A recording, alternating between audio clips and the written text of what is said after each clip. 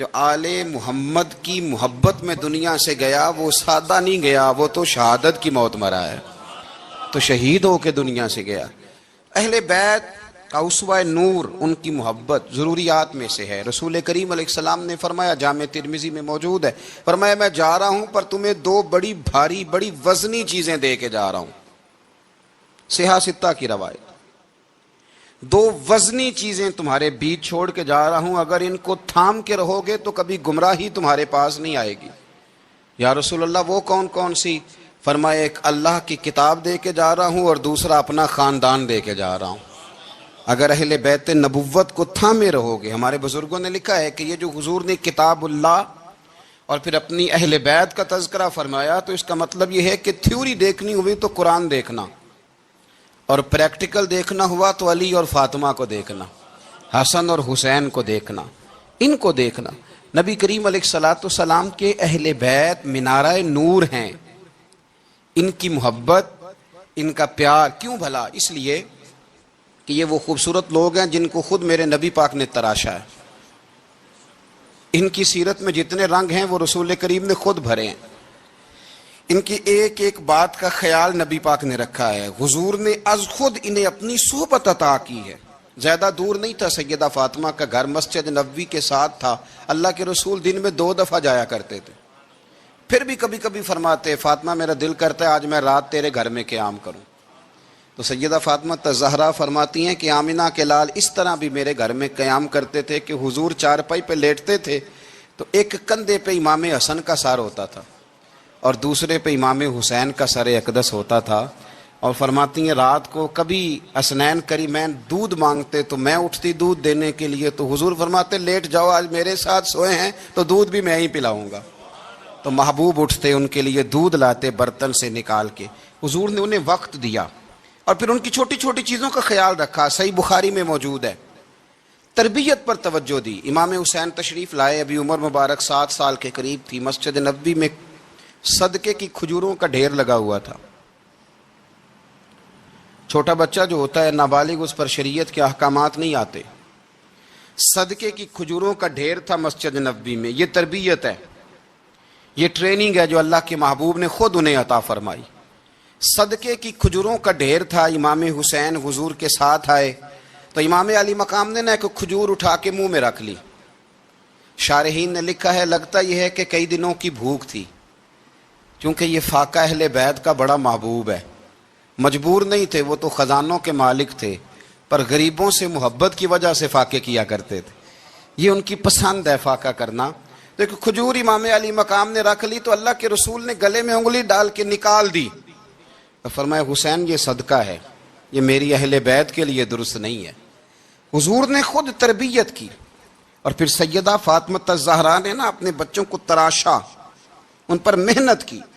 میں اکثر گزارش کرتا ہوں دوستوں سے، میں کہتا ہوں کربلا کا واقعہ کوئی حادثاتی نہیں ہے، اس کے پیچھے پوری ایک لاجک ہے، اس کے پیچھے پورا ایک فلسفہ ہے۔ ایسے ہی کوئی آدمی 3 دن بھوکا پیاسا رہ سکتا ہے؟ کسی آدمی کو صبح اس نے کھانا کھایا اور شام تک کھانا نہ ملے تو ٹانگیں کانپتی ہیں۔ رمضان المبارک میں عبادت کی نیت سے روزہ رکھنے والے بھی شام کو بڑے پریشان ہو جاتے، اور مسلسل 3 دن کھانا نہ کھایا جائے اور پانی نہ پیا جائے، اور حال یہ ہے کہ وہی آدمی تلوار لے کے میدان میں نکلے اور اس کی حالت یہ ہو کہ لوگ اس کے آگے دوڑنا شروع کر دیں، ہزاروں کی فوجیں تاب نہ لا سکیں۔ علی کا گھر بھی وہ گھر ہے کہ جس گھر کا ہر ایک بچہ جسے دیکھو وہی شیر خدا معلوم ہوتا ہے۔ یہ کوئی آسان ہے؟ اس کے پیچھے پوری ایک اس کے پیچھے فلسفہ ہے۔ امام راضی کی تفسیر کبیر دیکھیے گا، امام راضی کہتے ہیں کہ سیدہ فاطمہ الزہرا رضی اللہ تعالی عنہ کے دونوں شہزادے حسنین کریمین بیمار ہو گئے تو سیدہ نے منت مانگی کہ بچوں کو شفا ہوگی تو 3 روزے رکھوں گی۔ شفا ہو گئی، روزے بھی رکھ لیے، اور جب مولا علی شیر خدا روزہ رکھنے کے لیے بیدار ہوئے، سیدہ فاطمہ الزہرا بیدار ہوئی تو امام حسن اور حسین بھی اٹھ گئے، 7-8 سال کی عمر، اماں جی ہم نے بھی رکھنا ہے۔ صبح کھجور اور دودھ سے روزہ رکھ لیا گیا۔ عین افطاری کے وقت مولا علی کہتے ہیں فاقے چل رہے تھے، کہیں سے میں جوں لایا تھوڑے سے، سیدہ فاطمہ الزہرا نے پیس کر روٹیاں پکائیں۔ وہ وقت جو بڑا مشکل ہوتا ہے افطار کا، کہتے ہیں اس وقت جب کھانے کے لیے بالکل ہاتھ آگے بڑھنے لگے اور امید تھی کہ ابھی سیدنا بلال اللہ اکبر کہیں گے تو روزہ کھلے گا، لیکن ابھی چند ہی منٹ رہتے تھے کہ دروازے پر ایک فقیر نے صدا دی، کہنے لگا سارے مدینے کے دروازے کھٹکھٹا آیا ہوں، قحط ہے، فاقہ ہے، اے رسول اللہ کے خاندان والو، میں یتیم ہوں، کسی نے بتایا ہے کہ اور کوئی دروازہ کھلے نہ کھلے سیدہ کا دروازہ تیرے لیے ضرور کھلے گا، کیا یتیم کو روٹی ملے گی؟ تو حضرت مولا علی نے بچوں کی طرف دیکھا ہی تھا کہ امام حسن ساری روٹیاں جا کے دروازے پہ دے آئے، کھجور اور پانی سے افطار ہو گیا، صبح پھر کھجور اور دودھ سے روزہ رکھا۔ امام راضی کہتے ہیں عین وہ وقت جب افطار کا ٹائم آیا تو پھر دروازے پہ کسی نے صدا دی، کہا اے رسول اللہ کے خاندان والوں میں مسکین ہوں، رات سے روٹی کھائی ہے، نہ صبح کھا سکا نہ دوپہر، کسی نے بتایا ہے کہ اس دروازے سے خالی کوئی نہیں جاتا۔ امام حسن نے پھر سارا لنگر اٹھایا اور پھر جا کے دے دیا۔ تیسرا دن پھر ہوا، مجھے لگتا ہے کہ جب افطار کا ٹائم آیا ہوگا نا تو یہ خود ہی سارے دروازے پہ دیکھتے ہوں گے، یہ کوئی آیا نہیں لینے والا ابھی تک، لگتا ہے کہ نظریں دروازے پہ تھیں۔ عین افطار کے وقت 3 روٹیاں جب جاؤں کی پک کے آئی تو ایک بھکاری نے صدا دی، کہنے لگا میں قیدی ہوں، آج ہی قید سے رہائی ملی ہے، پہلے دن کسی کے دروازے پہ صدا دی ہے روٹی ملے گی۔ امام حسن وہ کھانا دے کے واپس لوٹے، کھجور اور پانی سے افطار ہوا، اور جیسے ہی مسجد نبوی میں تینوں باپ بیٹا نماز پڑھنے گئے تو مولا علی کہتے مجھے بتانا نہیں پڑا، رسول کریم نے میری طرف دیکھ کے فرمایا علی تیرا، فاطمہ کا، حسن اور حسین کا 3 دن والا عمل خدا کو بھی بڑا پسند آیا ہے اور محمد مصطفیٰ کو بھی بڑا پسند آیا، وہ بڑا پسندیدہ عمل۔ میں کہتا ہوں کہ حضرت فاطمہ نے نا ان کی تربیت پہلے ہی کر دی تھی، 3 دن بغیر افطار کے روزہ رکھنے کی، وہ ٹریننگ گھر سے ہو چکی تھی۔ اب میدان کربلا میں 3 دن بھوکا پیاسا رہنا ان کے لیے مشکل نہیں تھا، وہ تو ان بچوں کے لیے مشکل ہوتا ہے جو کھانا دیر سے پکنے سے برتن توڑنے شروع کر دیتے، وہ بچے بلیک میل ہوتے ہیں جن کو ایک وقت ان کے پسند کا کھانا نہ ملے تو وہ گھر میں جو ہے وہ ادھم شروع کر دیتے ہیں، جن کی ماں نے عادت ڈالی ہو کہ بیٹا 3 دن بھوکے پیاسا رہنا ہوا تو رہ لینا، لیکن کسی بھی باطل کے ساتھ کمپرومائز نہ کرنا، ان کے لیے اتنا مشکل نہیں تھا۔ ان کی تربیت ہوئی، ان کی ٹریننگ ہوئی، پھر اللہ نے ان کی سیرت میں رنگ بھرے، ان کے کردار میں حسن آیا، وقار آیا۔ حضرت امیر معاویہ رضی اللہ تعالیٰ عنہ نے ایک شخص کو بھیجا مدینہ منورہ شام سے، تو اس نے کہا میں نے امام حسین سے ملنا ہے، تعارف کیا ہے؟ جناب امیر معاویہ فرمانے لگے مسجد نبوی میں جانا جس کے گرد لوگ سب سے زیادہ ادب سے بیٹھے ہوں اور جس کی باتیں سب سے زیادہ میٹھی ہوں اور جس کی نظریں سب سے زیادہ جھکی ہوں اور جس کے چہرے پر تمہیں سب سے زیادہ وقار نظر آئے وہی علی کے بیٹے حسین ہوں گے۔ جو سب سے زیادہ تمہیں وہاں ماحول کے اندر جو شخص نظر آئے پوچھنے کی ضرورت نہیں پڑے گی۔ وہ شخص کہتا میں مدینے آیا تو میں نے واقعی ایک شخص کو دیکھا، شہد کے گرد مکھیوں کا اتنا ہجوم نہیں ہوتا جتنا امام حسین کے گرد رسول اللہ کے غلاموں کا ہجوم تھا، لیکن نظریں جھکی ہوئی، باتیں میٹھی، لہجہ گداز لفظوں میں رانائی، اور لوگ کئی باتیں پوچھتے تو علی کے صاحبزادے ایک آدھ جملہ بولتے تو لگتا یہ کہ وہ جملہ سیدھا دل میں اترتا چلا جاتا ہے۔ امام علی مقام کے کردار میں نا کچھ باتیں بڑی زیادہ تھیں، بہت زیادہ تھیں، بڑا حسن تھا۔ ایک بات تو یہ تھی امام حسین رضی اللہ تعالیٰ عنہ کا علم و فضل بڑا کمال کا تھا۔ ایک دفعہ صحابہ میں مسئلہ بن گیا کہ بچہ پیدا ہوتا ہے تو اس کا وظیفہ کیسے لگانا ہے۔ امام حسین کا علم و فضل بتا رہا ہوں، علم و فضل، تو بات بڑی پیچیدہ ہو گئی۔ حضرت عبداللہ ابن زبیر کے پاس لوگ آئے، کہنے لگے کہ آپ بڑے صاحب علم و فضل ہیں، آپ نے حضور علیہ الصلوۃ والسلام کے ساتھ وقت گزارا ہے، تو مسئلے کو حل کریں کہ بچہ پیدا ہونے کے بعد حکومت اگر وظیفہ لگائے گی تو کب لگائے گی؟ جب بحث طول پکڑ گئی، مسئلہ حل نہیں ہوتا تھا، تو حضرت عبداللہ ابن زبیر کہنے لگے ہم سے نہیں حل ہوگا، ایک بندہ ہے جس کے سینے میں رسول اللہ صلی اللہ تعالیٰ علیہ وسلم کے نور نبوت کا فیضان ہے، وہ یہ مسئلہ حل کریں گے۔ تو کہا وہ کون سے؟ آپ فرمانے لگے جب ہم سے مسائل حل نہیں ہوتے تو ہم ان کے علم سے فائدہ اٹھاتے ہیں. کہا کون ہے؟ کہا جناب امام حسین. تو لوگ حضرت امام حسین کے پاس گئے کہ حضرت یہ ایک مسئلہ الجھ گیا ہے کہ بچہ پیدا ہو تو وظیفہ کب لگانا ہے؟ فرمایا الجھنے والی بات ہی کوئی نہیں. پیدا ہونے کے بعد جب وہ پہلی دفعہ آواز نکالے تو اس کا وظیفہ لگا دو. اس کا مطلب یہ ہے کہ وہ دنیا میں آ گیا ہے, اس نے اپنے آنے کا اظہار کر دیا ہے, اعلان کر دیا ہے, اب اس کا وظیفہ لگا دو. تو اس پر پھر صحابہ کا اتفاق ہو گیا. امام حسین کے علم سے, فضل سے لوگ فیض اٹھاتے تھے. پھر اس کے ساتھ ساتھ امام حسین کا ذوق عبادت بڑا شاندار تھا, بڑا زبردست ذوق. علامہ جوزی نے لکھا ہے وکان الحسین رضی اللہ تعالی عنہ فاضلا کثیر الصوم والصلاۃ والحج والصدقۃ وافعال الخیر جمیعا. آپ فرماتے ہیں کہ امام حسین زیادہ نمازیں پڑھنے والے تھے, کثرت سے سجدے کرنے والے, کثرت سے روزے رکھنے والے, زیادہ حج کرنے والے, اور امام حسین صدقہ دینے والے اور نیکی کے کاموں میں شدت کرنے والے تھے. امام حسین کا جو ذوق عبادت تھا وہ اتنا شاندار تھا کہ آپ فرض نماز کے علاوہ روزانہ 100 رکعت نماز نفل ادا فرمایا کرتے. اور امام حسین فرماتے زندگی میں کبھی ایسا نہیں ہوا کہ 3 دن گزر گئے ہیں اور حسین کا قرآن پاک ختم نہ ہوا ہو. 25 حج کیے امام حسین نے مدینہ منورہ سے مکہ مکرمہ پیدل جا کے, 25 حج. اب تو نسبت والے لوگوں کو عبادت کی ضرورت نہیں نا, اللہ ماشاءاللہ کہتے ہیں نسبت بڑی ہے. بھئی جن کی نسبت اتنی خاص تھی کہ حضور نے فرمایا یہ فاطمہ کے نہیں میرے بیٹے ہیں, ان کا تو حال یہ ہے کہ فرض کے علاوہ 100 نفل, 3 دن سے پہلے ختم قرآن پاک, 25 حج فرمائے. تو کس نسبت کی بات کرتا ہے؟ یہ نسبتیں تو ہیں جو انسان کو عبادت کے قریب کرتی ہیں. لوگوں نے معیار ہی بدل دیا ہے. حضرت سیدنا امام حسین کی شہادت کے بعد حضرت عبداللہ ابن زبیر رضی اللہ تعالیٰ عنہ نے قاتلان حسین سے خطاب کیا اور فرمانے لگے اللہ کی قسم تم نے اس شخص کو شہید کیا ہے جو راتوں کو لمبے لمبے قیام کرتا تھا, اور تم نے اس شخص کو شہید کیا ہے جس سے میں دن میں جب بھی ملتا تھا تو وہ روزے سے ہوتا تھا. تم نے اس شخص کو شہید کیا جو قائم اللیل تھا, صائم الدہر تھا, اس شخص کو تم نے شہید کیا. آپ کو پتہ ہے کہ میدان کربلا میں جب 9 محرم کو ابن سعد نے امام حسین سے کہا کہ جنگ کرو اگر یزید کی بیعت نہیں کرنی, تو امام حسین نے فرمایا 1 رات کی مہلت دے دو, 1 رات کی مہلت دے دو.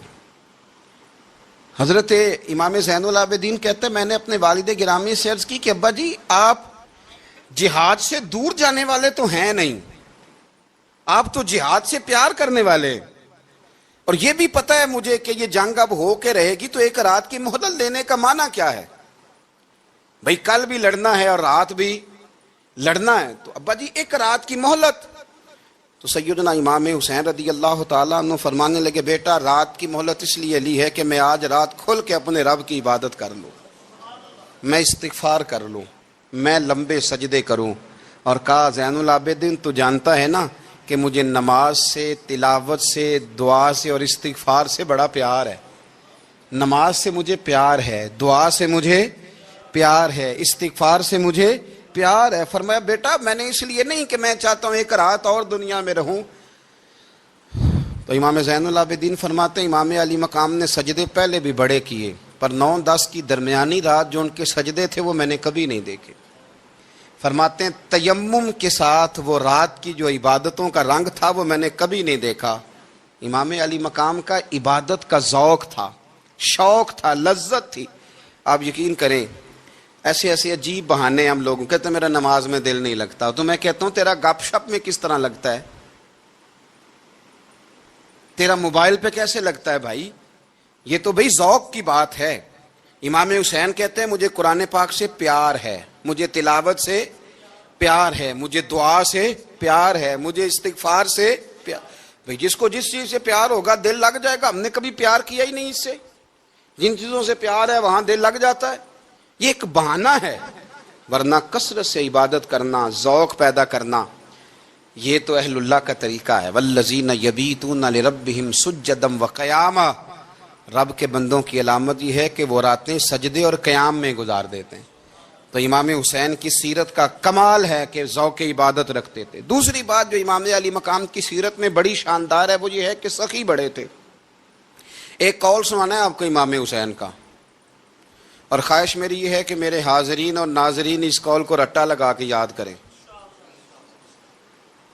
اس قول کو انشاءاللہ۔ یہ قول جو امام حسین کا ہے نا جی، یہ جس دن مجھے ملا تھا نا تو میں نے بھی رٹا لگا کے یاد کیا تھا، اور میرے پاس جتنی ڈائریاں ہیں شاید میں نے سب میں لکھا ہے۔ امام علی مقام رضی اللہ تعالیٰ عنہ فرماتے تھے اللہ کی رضا کے لیے کسی شخص کی ایک حاجت پوری کر دینا 1 مہینہ مسجد میں اعتکاف کرنے سے زیادہ درجہ رکھتا ہے۔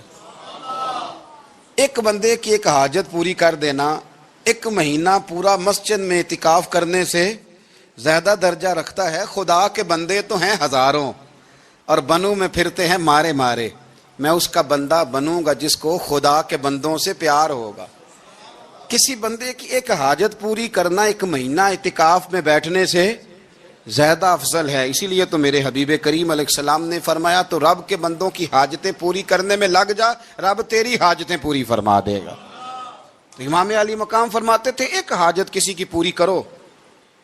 حضرت جناب سیدہ زینب بنت ابی رافع کہتی ہیں کہ سیدہ فاطمہ الزہرا نا ایک دن اپنے دونوں شہزادوں کو لے کے، جب حضور کی طبیعت مبارک بظاہر علیل تھی جس میں حضور کا وصال ہوا، دونوں شہزادے لے کے سیدہ فاطمہ نبی کریم کی بارگاہ میں گئی، کہنے لگی یا رسول اللہ میرے بچوں کو کچھ دیجئے سیدہ پاک۔ تو حضور اٹھ کے بیٹھ گئے، اس کندھے سے امام حسن کو لگایا اور اس سے امام حسین کو لگایا اور فرمایا فاطمہ یہ جو میرا حسن ہے نا اس کو میں اپنی ہیبت اور سرداری دیتا ہوں، اور فرمایا یہ جو میرا حسین ہے نا حسین کو میں اپنی جرت اور سخاوت دیتا ہوں، میرا حسین جرت مند ہوگا اور سخی ہوگا۔ داتا گانج بخش علی حجویری، امام الاولیاء، سید الاصفیاء، داتا صاحب کشف المعجوب میں فرماتے ہیں ایک دن نا امام حسین کے پاس ایک شخص آیا بڑی دور سے کچھ مانگنے کا، حضور کچھ دیجئے۔ وہ شخص کہتا ہے کہ میرا ظرف یہ تھا کہ 4-5 دینار ملیں گے۔ تو امام حسین فرمانے لگے تھوڑی دیر بیٹھ جا، رزق آ رہا ہے۔ تو امام حسین کو حکومت وقت کی طرف سے نا 5 تھیلیاں ملی جس میں ایک تھیلی میں 500 اشرفیاں تھیں، 5 تھیلیاں آئیں، لیکن اس کو آنے میں نا ذرا دیر ہو گئی۔ وہ 5 تھیلیاں جب آئی نا تو امام حسین اس کی طرف 5 تھیلیاں بڑھا کے نا، ذرا دیکھنا میری طرف غور سے، 5 تھیلیاں بڑھا کے نا تو فرمانے لگے میاں جتنا تجھے انتظار کرایا نا اتنی ہم تیری حاجت پوری نہیں کر سکے۔ تو یہ نہ محسوس کرنا کہ حسین کے دروازے پہ بیٹھا بھی رہا ہوں تو ملا کیا ہے، یہ نہ محسوس کرنا۔ وہ شخص کہتا ہے جب میں نے وہ تھیلیاں کھولی اور پھر میری نظر امام حسین پہ پڑی تو میرے اندر سے آواز آئی اگر حسین ابن علی اتنے سخی ہیں تو محمد عربی کتنے سخی ہوں۔ اگر یہ معیار ان کا ہے، ان کا یہ معیار ہے، اور خود بھیک دیں خود ہی کہیں منگتے کا بھلا ہو، خود کہنے لگے جتنا انتظار کرایا ہے اتنی تیری مدد کر سکے۔ یہ سخاوت کا معیار تھا، یہ طریقہ تھا۔ ایک دفعہ سیدنا امام حسین رضی اللہ تعالیٰ عنہ کے گھر کے اندر نا 5000 دینار آئے، مسجد میں تھے، آپ کو 5000 دینار ملے تو امام زین العابدین کہتے ہیں کہ مسجد سے لے کر گھر آنے تک امام حسین نے 5 کے 5000 اللہ کے رستے میں خیرات کر دی۔ فرماتے میں نے کہا ابا جی 5 دینار کی گھر میں ضرورت تھی، مالاں والے سخی نہیں ہوندے تے سخیاں کل مال نہیں ہوندا، ایتھے اوتھے دوویں جہانی سخی کنگال نہیں ہوندا۔ کہا ابا جی 5 دینار کی گھر میں ضرورت تھی، تو کہتے ہیں مجھے فرمانے لگے بیٹا یہ جن کو میں نے دیا ہے نا یہ گھر کے لیے ہی دیا ہے، یہ گھر کے لیے ہی دیا ہے، جن کو دیا ہے تمہارا کیا خیال ہے یہ باہر خرچ ہوا ہے، یہ گھر کے لیے ہی ہے۔ اس لیے کہ جب انسان دوسروں پر شفقت کرتا ہے تو اللہ اس کے گھر پہ رحمت فرماتا ہے۔ امام حسین کے مزاج میں پہلی بات میں نے ذوق عبادت کی عرض کی، دوسری بات عرض کر رہا ہوں کہ سخاوت۔ حضرت اسامہ بن زید بڑے پیارے ہیں میرے نبی کریم کے، بڑے پیارے۔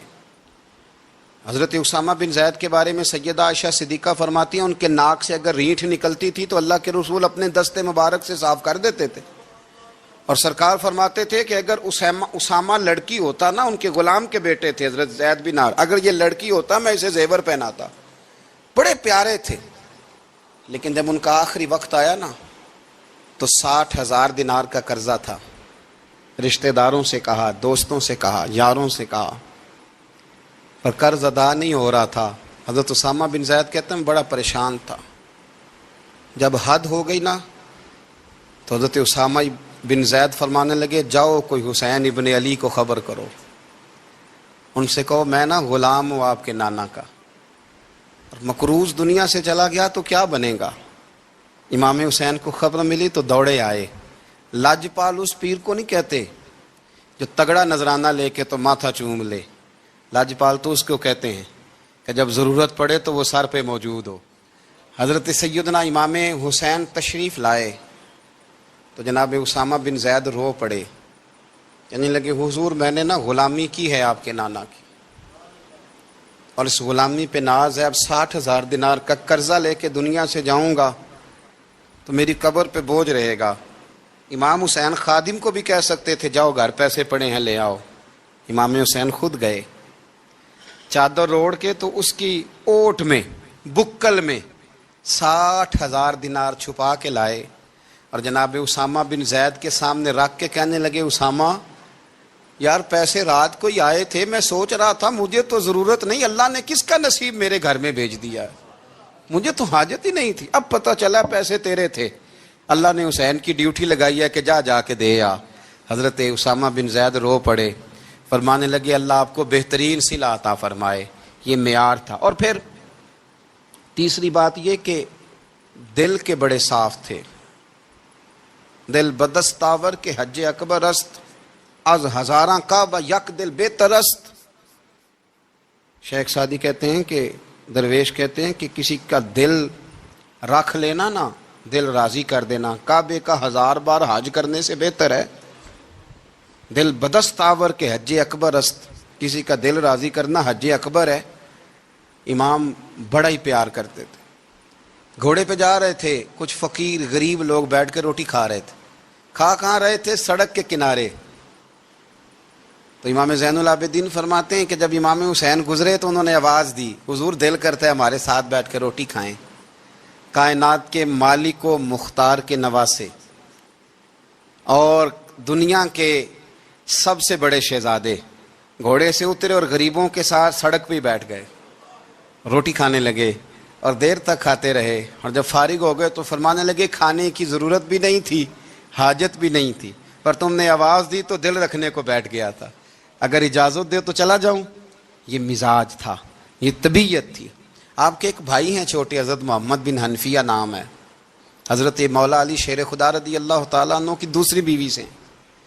ایک دن حضرت امام حسین ان کے گھر میں بیٹھے تھے تو کسی بات میں نا اختلاف رائے ہو گیا، تو امام علی مقام ناراض ہو گئے، فرمایا آج کے بعد تیرے گھر نہیں آؤں گا. رومال اٹھایا چلے گئے. لوگوں نے حضرت محمد بن حنفیہ رضی اللہ تعالیٰ عنہ سے کہا حسین تو ناراض ہو گئے، کبھی نہیں آئیں گے. آپ فرمانے لگے بھائی تمہارا ہے کہ میرا؟ جی بھائی تو آپ کے ہیں. فرمایا اگر کہو تو چند منٹوں میں حسین واپس آئے. جناب ناراضگی ہو گئی ہے. فرمایا ناراضگی ہوئی ہے پر میں اس کے دل کی نرمی کو تو جانتا ہوں نا، اس کے مزاج کے اندر جو محبت ہے اس سے تو ابھی آئے. کہ جناب وہ کیسے؟ فرمانے لگے دیکھنا ذرا. تو امام حسین نے خط لکھا، حضرت محمد بن حنفیہ نے رکا لکھا، کہنے لگے حسین میرے باپ کا نام بھی علی ہے اور آپ کے باپ کا نام بھی علی ہے، پر ایک فضیلت ایسی ہے جس میں میں آپ کا مقابلہ نہیں کر سکتا، وہ یہ ہے کہ آپ سیدہ فاطمہ الزہرا کے لال ہیں، اب محمد مصطفیٰ علیہ السلام کے نواسے ہیں. کہنے لگے بھائی جان آپ نے نانا جان کی وہ حدیث تو سنی ہوگی کہ دو لوگ ناراض ہو جائیں تو جو صلح پہلے کرے جنت میں پہلے جائے گا. فرمانے لگے دل میرا کر رہا تھا کہ پہلے صلح کر لوں، لیکن پھر بڑے بھائی کو پشت کروں گا جنت میں جاتے ہوئے، یہ بھی تو بے ادبی ہے نا. اب خط میں نے لکھ دیا ہے، آپ کا جو ارادہ ہو. امام حسین نے خط پڑھا تو آنکھوں میں آنسو آ گئے. پھر سے رومال اٹھایا. بچے پوچھنے لگے کہاں جا رہے ہیں؟ کہا بھائی کے گھر جا رہا ہوں. کہا آپ تو ناراض تھے. فرمایا تھا ناراض پر ہے تو میرا بھائی نا. ہو گئی بات ختم. بڑی دل میں نرمی، طبیعت میں سوز، لہجے میں گداز. لیکن اس کے ساتھ ساتھ امام حسین رضی اللہ تعالیٰ عنہ کا جذبہ جہاد، امام حسین کی استقامت. آج لوگ ادھر ہوتے ہیں جس طرف ہوا کا رخ ہوتا ہے.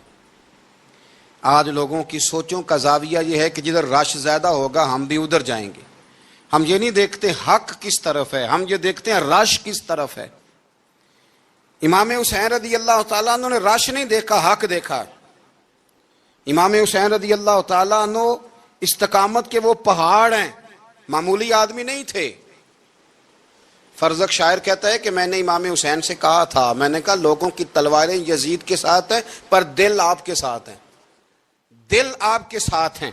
امام حسین رضی اللہ تعالیٰ عنہ نے زمانے کے حالات نہیں دیکھے، حق اور سچ دیکھا۔ جتنی چیزیں انسان کو کمزور کر سکتی ہیں وہ ساری امام حسین پہ طاری کی گئیں، جتنی چیزیں۔ وطن چھوڑنا کتنا کو مشکل ہوتا ہے، شالا پردیسی کوئی بھی نہ تھی وے تے ککھ جنہ تو پارے۔ حضرت سلطان باؤ فرماتے ہیں بچو، پردیسی ہونا کوئی آسان ہے؟ جس آدمی کا کسی چھوٹے سے گاؤں میں بھی مکان ہو، چھوڑنا پڑ جائے تو روٹا ہے۔ تو مجھے بتاؤ جس نے اپنا سارا بچپن مدینے میں گزارا ہو، آج جو ایک ہفتہ مدینے رہ کے آتے ہیں ان سے واپس نکلنا مشکل ہوتا ہے۔ لیکن امام حسین حق کا رستہ تھا، وطن کی قربانی دی، اور معمولی وطن نہیں، مدینے جیسا وطن۔ اور جب کھڑے تھے نا امام حسین رضی اللہ تعالیٰ عنہ رجب میں نکل رہے تھے مدینے سے، تو کوئی شاعر کہتا ہے دور کھڑے ہو کے انہوں نے گویا کہا تھا، آقا تیرے کرم کے خزینے کی خیر ہو، میں جا رہا ہوں تیرے مدینے کی خیر ہو۔ امام حسین نے وطن چھوڑا، کوئی لغزش نہیں پیروں میں، کوئی نہیں۔ شہزادوں والی زندگی تھی، مسجد نبوی کے امام تھے، نبی کریم علیہ السلام کے روضہ اطہر پر تشریف رکھتے تھے، زمانہ حیا کرتا تھا، شان و شوکت تھی، پر حق کے لیے چھوڑا، نکل کر خانقاہوں سے ادا کر رسم شبیری۔ اور پھر بڑا مشکل ہوتا ہے، جس شخص کے ساتھ بچے اور عورتیں ہوں وہ تو یہ کہہ کے لڑائی سے جان چھڑاتا ہے کہ میرے ساتھ فیملی ہے، نہ ہوتی تو تجھے بتاتا۔ پر امام حسین کو اولاد بھی کمزور نہیں کر سکی، عورتوں کا ساتھ ہونا کمزور نہیں کر سکا۔ پھر امام علی بھوک کتنا مشکل کام ہے۔ آج لوگ کہہ نہیں دیتے کہ میں تو اس لیے گناہ کرتا ہوں کہ رشوت اس لیے لے لیتا ہوں کہ بچے چھوٹے ہیں۔ 10 دنوں کی کم و بیش سفر، 3 دنوں کی بھوک اور پیاس، پر حق کے رستے میں امام حسین کو کوئی چیز کمزور نہیں کر سکی۔ اور پھر وہ جتنی باتیں لوگ کہہ سکتے تھے وہ ساری کہیں گئیں، ساری۔ اور آ کے عرض کرنے لگا حضور یہ کوئی معمولی دشمن نہیں، یہ وہ ظالم ہیں جو لاشوں پہ بھی گھوڑے دوڑا دیتے ہیں۔ تو امام علی مقام فرمانے لگے جو شہادت کا جذبہ لے کے نکلے وہ پھر انجام نہیں دیکھا کرتا۔ وہ انجام، وہ جتنی چیزیں جو استقامت کے رستے میں آ سکتی ہیں وہ ساری چیزیں رستے میں آئیں، پر امام علی مقام نے کسی چیز کی پرواہ نہیں کی۔ آج کا مسئلہ یہ ہے کہ آج لوگوں میں استقامت نہیں ہے۔ رات کو کچھ ہوتے ہیں، سویرے کچھ ہوتے ہیں، دوپہر کو کچھ ہوتے ہیں، شام کو کچھ ہوتے ہیں۔ ہمارا کل انداز تکلم کچھ اور ہوتا ہے، صبح کچھ اور ہوتا ہے۔ امام علی مقام میدان میں رہے، ایک میت گھر میں ہو جائے تو کئی دنوں تک آنکھ کھلتی نہیں، ہوش رہتا نہیں۔ سب سے زیادہ مصائب امام حسین نے دیکھے، سب سے زیادہ۔ اور گھوڑے پر بیٹھنے سے پہلے ساری تکلیفیں آپ دیکھ چکے تھے۔ باپ کا جنازہ اٹھانا آسان ہوتا ہے، بیٹے کا جنازہ اٹھانا بڑا مشکل ہوتا ہے، پر امام حسین نے بیٹوں کے جنازے اٹھائے۔ حضرت علی اصغر کی لاش کو امام حسین نے اپنے دست مبارک سے دفن کیا، اور جناب علی اکبر کی میت کو جب آپ اٹھا کے لا رہے تھے تو سیدہ زینب فرماتی ہیں کہ مجھے یوں کبھی لگتا تھا حسین کا قد بڑا ہے اور کبھی لگتا تھا علی اکبر کا قد بڑا ہے۔ اور فرماتی ہیں کہ پھر حضرت قاسم بن حسن کو بھی وہ اٹھا کے لائے، اور جناب عباس کے وجود سے الگ ہونے والے بازو انہوں نے لا کے حضرت عباس کے وجود کے ساتھ بھی رکھے۔ انہوں نے یہ سارا منظر دیکھا، لیکن جب حسین ابن علی اپنی دفعہ گھوڑے پہ سوار ہوئے تو لگتا یہ تھا کہ ان سے زیادہ بہادر کوئی نہیں۔ ایک جملہ بھی یزیدی فوج کے سامنے امام حسین نے کمزور نہیں کہا، ایک جملہ بھی، ایک فکرہ بھی کچا نہیں بولا، کہیں بھی کوئی منت نہیں کی، کسی جگہ بھی ان کے پائے استقلال میں کوئی لغزش نہیں آئی۔ جب لوگوں کو پتہ چل جائے کہ اب سامنے موت ہی موت ہے، سوائے اس کے چارہ کچھ بھی نہیں، تو بہت ساری رخصت اور اجازت تو دین بھی دیتا ہے، پر امام حسین کسی جگہ کسی رخصت پر عمل کرتے نظر نہیں آتے۔ ڈٹ کے بات کی، ڈٹ کے، اور پھر جب میدان میں نکلے اللہ اکبر، تو ابن سعد کہنے لگا کہ اگر دو دو کر کے ایک ایک کر کے جاؤ گے تو یہ 45,000 کا لشکر سارا حسین کاٹ ڈالے گا، یک بارگی حملہ کرو گے تو بات اتنی استقامت، اتنا۔ آج تو لوگ ڈپریشن کے مریض ہیں، آج تو لوگ ٹینشن کے مریض ہیں، ہر دوسری بات میں لوگ کہتے ہیں وہ بڑا، پر کس بات سے؟ مطلب کیا آپ نے زندگی میں صرف جاب نہیں مل رہی، صرف بیماری آ گئی، صرف خرچہ نہیں گھر میں بڑا کس بات کا ڈپریشن؟ امام حسین کی زندگی بتلاتی ہے کہ وہ لوگ بھی کوئی دنیا میں کمال حاصل کر سکتے ہیں جو چھوٹی چھوٹی بات پہ روتے ہیں۔ مال بھی ہے، جوانی بھی ہے، گھر بھی ہے، مکان بھی ہے، بچے بھی ہیں، عزت بھی ہے، صرف پیسے نہیں۔ اور انسان ہے کہ آنکھیں نہیں کھل رہی، وہ سمجھتا ہے میں کسی کام کا ہی، فقط پیسے نہیں بس۔ او خدا کے بندو، امام علی مقام نے فرمایا سارا کچھ لٹا کے بھی جو میدان میں کھڑا رہے اسے حسین ابن علی کہا جاتا ہے، اسے حسین ابن علی کہا جاتا ہے۔ حسین ابن علی کی شان رفت کوئی کیا جانے، حسن جانے، علی جانے، نبی جانے، خدا جانے، کون جانے امام علی مقام کا معیار۔ تو امام حسین رضی اللہ تعالیٰ عنہ کی زندگی ہمیں بتاتی ہے کہ ذوق والی عبادت کرو۔ امام حسین کی زندگی ہمیں بتاتی ہے کہ جب تم سخاوت کرو تو پھر اپنی حیثیت سے بڑھ کر کرو۔ اور امام حسین کی زندگی ہمیں بتاتی ہے کہ دل میں کسی کے لیے کوئی بات نہ رکھو، صلح کرنے میں پہل کرو، محبتیں کرنے میں آگے بڑھو۔ اور امام حسین کی زندگی ہمیں بتلاتی ہے کہ جب دنیا میں تم نے کچھ کرنا ہے تو پھر ڈٹنا بھی سیکھو، پھر کھڑے ہونا بھی سیکھو۔ یہ نہ دیکھو کہ حالات، امام حسین نے ایک دن بھی حکومت نہیں کی، یزید نے 4.5 سال کی، لیکن قیامت تک دلوں پہ حکومت امام حسین کی رہے گی۔